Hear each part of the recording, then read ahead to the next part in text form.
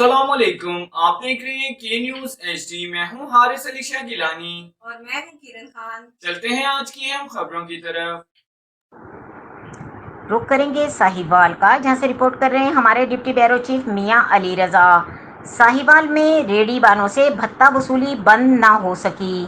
تفصیلات کے مطابق ریڑھی پھڑی یونین کے چیئرمین شیخ عثمان، صدر اکرم عباسی، جنرل سیکرٹری طاہر حمید نے اپنے مشترکہ بیان میں بتایا کہ ریڑھی بانوں سے پھلوں کی پیٹیوں پر آڑھتیوں کی جانب سے 20 روپے اور کیلے کے لنگر پر 10 روپے بھتہ وصولی کا عمل پچھلے 4 مہینوں سے جاری ہے۔ متعدد اپلیکیشنز دینے کے باوجود ابھی تک ممبران مارکیٹ کمیٹی اور کمیشن ایجنٹ پر پیٹی پر 10 سے 20 روپے بھتہ وصول کرتے ہیں۔ سیکرٹری زبیر اور سب انسپکٹر جبار نے متعدد بار پیسوں کے عوض چپ کروانے کی کوشش کی، مگر ریڑھی بانوں کے حق کی جنگ جب تک جاری رہے گی جب تک آڑھتیوں کی جانب سے اس کو بند نہیں کروا دیا جاتا۔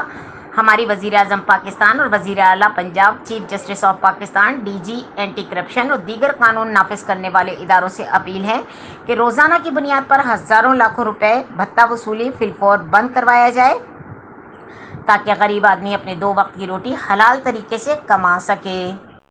مزید خبروں اور اپڈیٹس کے لیے ہمارے ساتھ رہیے گا۔